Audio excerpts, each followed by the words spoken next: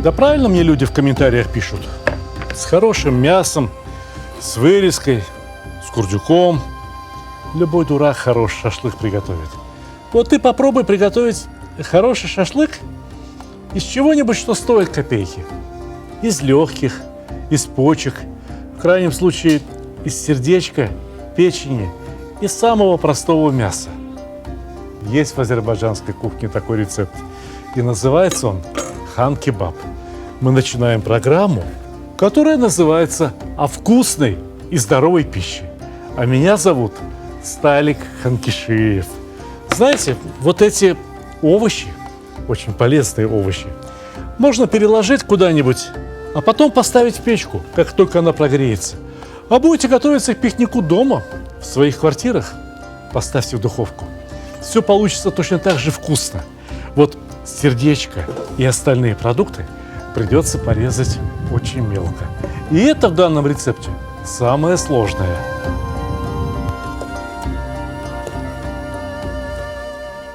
Внутри сердца, хочешь или не хочешь, могут остаться сгустки крови. Ничего страшного. Уберите их. Но я хотел бы поговорить о названии этого блюда. Судите сами, блюдо готовится из того, что обычно отдавали простолюдинам. Ханы, печень, сердце, легкие, селезенку – все это не ели. Ханам давали чистое мясо. Так почему же его назвали хан-кебаб? Ответ на этот вопрос я нашел в якутской кухне. Дело в том, что якуты тоже тюркоязычный народ. Так вот, у них подобное блюдо называется каан. А слово каан, ган, кон во всех тюркских языках обозначает именно кровь. То есть когда-то вот этот самый хан-кебаб был именно что разновидностью кровяной колбасы. Совершенно очевидно, что этимология и азербайджанского названия восходит именно к слову ган, что означает кровь. Но со временем, когда азербайджанцы приняли ислам, употреблять в пищу кровь они перестали. А это блюдо оставалось по-прежнему любимым.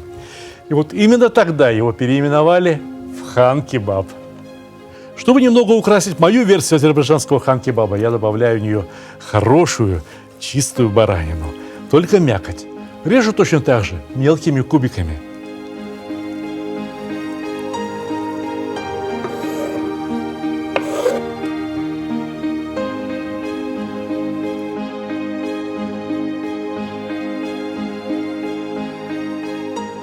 Но печь есть печь. Вы бы знали, как это вкусно пахнет. Осталось почистить овощи и порезать. Нежирное вкусно не бывает.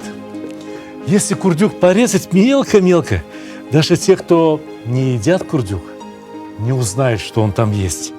Просто скажут: ой, как вкусно.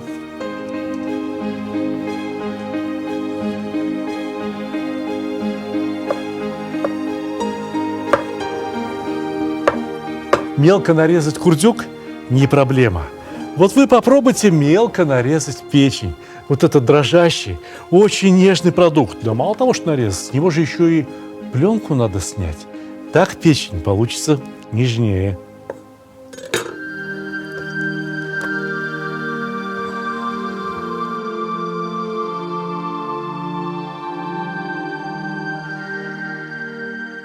Понимаете, вроде бы и пленки-то этой убрать всего ничего.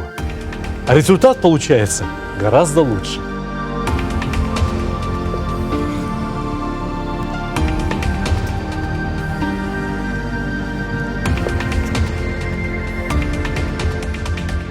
Желчные протоки, разумеется, тоже убираем. Они нам ни к чему. Ни к чему все то, что может застрять между зубов. Будем оправдывать новый смысл азербайджанского названия. Хан-кебаб, приготовленное так, что и хану подать не стыдно. Ну вот и все. Порезано так, как надо. Осталось овощами заняться. Я знаю, что многие готовят, не добавляя овощи. А некоторые готовят с сырым луком. Вы попробуйте приготовить именно с запеченными овощами. Вы увидите, насколько нежнее, вкуснее, ароматнее получается хан-кебаб.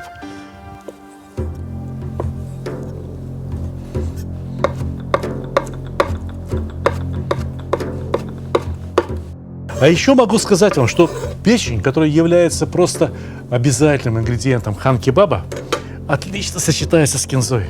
Вы знаете, какой вкусной бывает летняя кинза, выросшая в открытом грунте, под солнышком.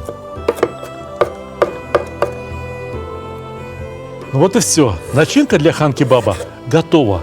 Осталось приправить и перемешать. Ну, в первую очередь соль. Обратите внимание, здесь примерно 2 килограмма продуктов, в основном мясных продуктов, поэтому 2 неполные ложки соли. Многие говорят, слишком сильно ты солишь. Ну, попробуйте посолить так, как я, и убедитесь, что это очень вкусно. Именно соль раскрывает вкус основных продуктов. Но в аккорд печени и кинзы просится третья нота. Это черный перец. Черного перца кладу чуть больше пол-столовой ложки. Примерно вот столько. Здесь уже есть кинза. А кориандр – это молотые семена кинзы. Я считаю, что ей то же самое место в этом фарше, в этой начинке хан-кебаба. Раз есть болгарский перец, значит, не помешает добавить еще и красный перец, остренький, совсем чуть-чуть, только для аппетита. Ну и горные летние травы, пусть даже сухие. Здесь чабрец, здесь какие-то цветы, названия которых я даже и не знаю. Но все это так вкусно пахнет. Это так хорошо подойдет для хан-кебаба. Добавляем щедро. Добавляем, может быть, 1 ложечку, а то и 2.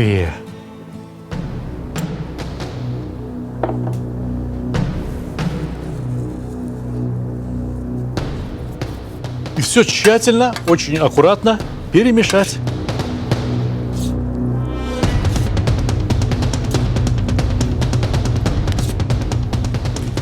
Вы знаете, как по мне, так это уже потрясающе вкусно выглядит. Но вы бы знали, как вкусно получится, если завернуть это великолепие в сальник, в сеточку, которую многие мясники за неимением спроса просто-напросто выбрасывают. Девают бог знает куда. Нарезаем сальник примерно одинаковыми квадратиками. Вот так. Хорошо. И пара ложечек фарша.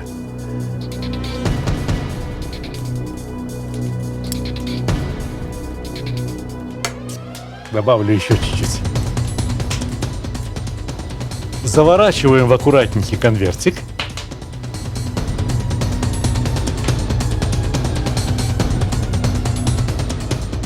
И нанизываем на шампур. Глаза боятся, руки делают. Оставшийся сальник в перетопку. Ничего не должно пропадать на хорошей кухне. И все готово. Осталось огонь развести. А точнее, уголь.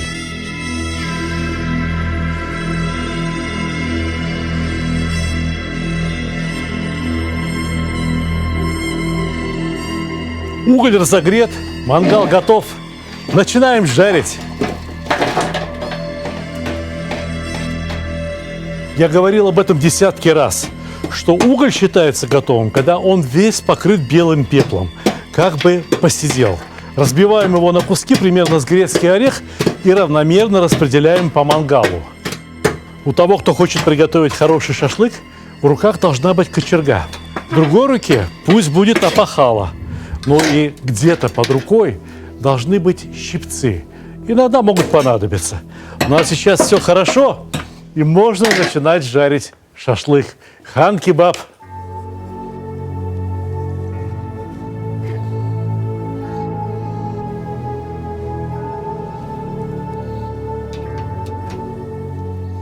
Обратите внимание, пока я не поставил на мангал кебаб и пока в уголь не начал капать жир, ни одной струйки дыма не поднималось. То есть весь дым в мангале должен образовываться не от угля, а именно от капелек жира. И этот дым пропитывает своим запахом, своим ароматом шашлык, кебаб. И получается то, что невозможно повторить ни в какой духовке. Даже в печи получится, но не так. Я никогда не заполняю весь мангал шампурами. Мало ли чего, жир – это горючее. Капнет в уголь, вот она и загорится. Посыпать уголь солью, песком, другими негорючими материалами, поливать водой из бутылки – все это немного неправильно. Правильнее всего, если не вспыхнет, Ну, а если так получилось, что вспыхнуло, ничего страшного. Перекладывайте шашлык туда, где не горит, и подождать недолго, пока не успокоится. Уголь у меня сегодня очень жаркий, поэтому оболочка краснеет очень быстро, и ничего в этом страшного нет. Внутри приготовится. Но если кто-то волнуется, а будет ли хорошо готово или нет, у меня для вас припасена одна замечательная идея. Ну полюбуйтесь, как оно. Красиво? Замечательно красиво. Пусть со всех сторон равномерно подрумянится. Обратите внимание, что жир у меня пока что ни разу не вспыхнул. Все потому, что уголь я раскладываю строго по периметру мангала, и жир капает на металл, где угля нет. При этом шашлык жарится идеально равномерно. Вот что означает хорошее знание геометрии, физики, термодинамики и немного интегрального исчисления. Я не шучу. Посчитать все процессы, которые происходят на мангале при помощи математики, довольно сложная задача. Но мы только тогда можем сказать, что мы знаем этот предмет основательно, когда можем описать все процессы при помощи цифр и чисел. Все, снимаем. Первый этап приготовления хан-кебаба по моему рецепту закончен. Сейчас вас ждет второй. Приготовьтесь удивляться.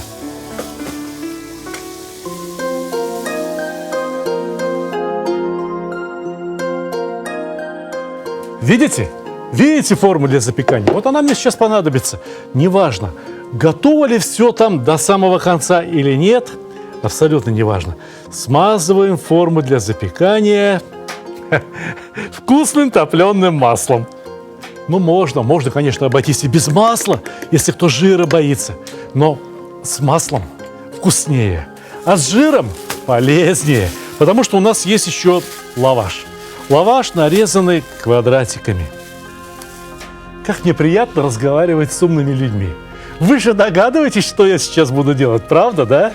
Значит, смотрите, это, в принципе, можно было бы съесть и вот так, завернув каждый хан-кебаб в кусочек лаваша.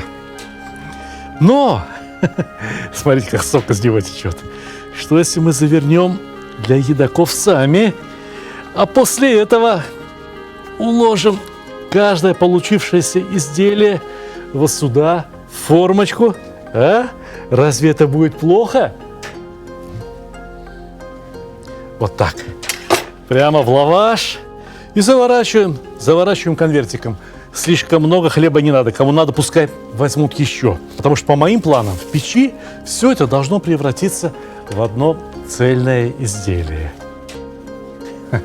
Как раз умещается в форму. Вот как получается у хороших, невредных людей. Знаете, вот этот сок, что здесь накапал, я не хочу его оставлять. Я этим соком полью лаваш сверху. А?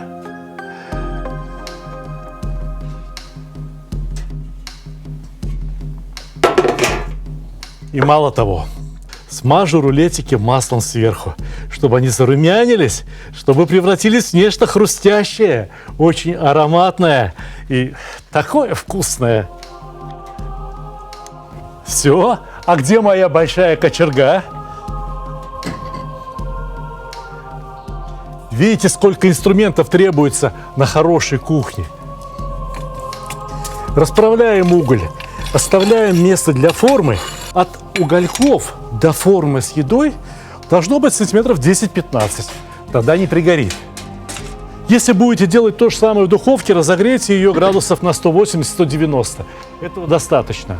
А запекать надо до тех пор, пока лаваш не зарумянится.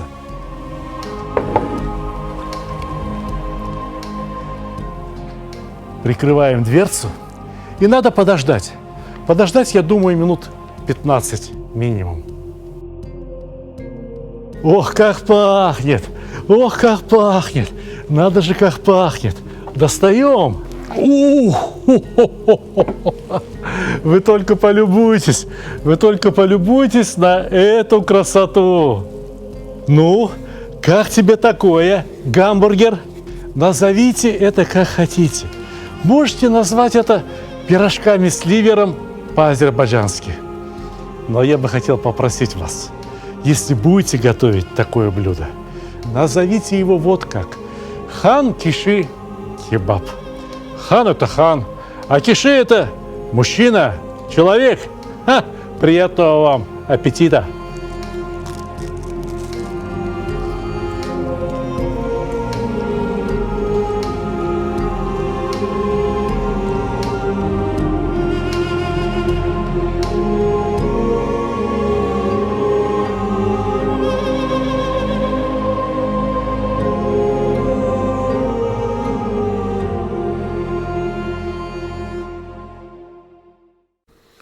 Дорогие друзья, многие из вас познакомились со мной в качестве телеведущего, в качестве блогера.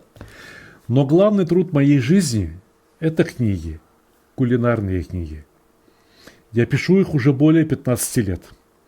Многие мои книги получили призовые места на международных конкурсах.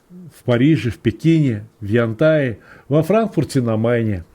Одна из моих любимых книг, пусть и не самая большая, это книга о шашлыке. Называется эта книга «Мангал». Здесь не слишком много страниц, здесь не слишком много рецептов. Но, читая эту книгу, вы узнаете нечто очень важное о таком любимом и широко распространенном блюде, как шашлык. Вы узнаете, какие шампуры выбрать, какая кочерга нужна, какие щипцы, как должен быть устроен хороший мангал. Вы узнаете, как правильно разжигать уголь, как распределять его в мангале. Вы узнаете очень многое о методах маринования, о методах получения великолепного, очень вкусного и ароматного шашлыка. И если кто-то считает, что шашлык – это одно единственное блюдо, он сильно ошибается. Мир шашлыка настолько же разнообразен, насколько разнообразна кулинария вообще.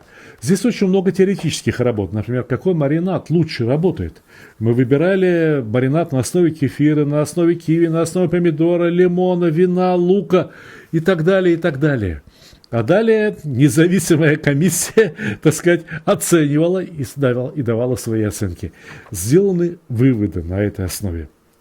Шашлык можно готовить не только из мяса, не только из курятины, не только из рыбы. Шашлык можно готовить из овощей, из грибов, даже вот и из картошки. И любое мясо практически годится на шашлык. Самое главное – разобраться, как с ним работать. Как должен быть устроен мангал, как должен быть устроен розжиг, стационарный розжиг для угля, который, я могу назвать своим изобретением, но все, кому построили такие розжиги, очень довольны. Как приготовить самый лучший люля-кебаб, которому руки человека к этому фаршу не прикасались. Можете себе представить такое? Такое возможно. Идеально чистый, идеально качественный. Как приготовить хан-кебаб, как приготовить шашлыки самых разных народов. И как приготовить шашлыки, которые не принадлежат никаким народам, потому что их я придумал. Например, шашлык из утиной грудки, шашлык из ананаса, шашлык из сома, шашлык из фаршированной рыбы. И такое тоже возможно. Шашлык, вот тоже еще одно мое изобретение, прямо не нарадуюсь, который я назвал кустурица-кебаб. Брынза, помидоры, чеснок, укроп, тесто. И в результате получаете очень вкусное блюдо. Посмотрите, как оно выглядит. Ну, не красота? Красота. Дорогие друзья, эту и другие мои книги вы можете купить на моем сайте. Мой сайт называется очень просто stalik.ru. В названии ролика вы можете прочитать, как писать это слово. И в описании к ролику тоже можете прочитать stalik.ru. Книги отправляются по всей России, по большинству стран СНГ. И везде, куда доходит почта, направленная из Подмосковья. Откуда я шлю вам горячий привет, желаю крепкого здоровья и приятного аппетита. Книги можно приобрести не просто так вот в чистом виде, но еще и с автографом. С именным автографом, который я лично ставлю на каждую книгу. Вы можете поздравить при помощи этих книг своих друзей, коллег, родных, ну и самого себя в конце концов. Почему бы не порадовать? Я желаю вам огромных кулинарных Успехов!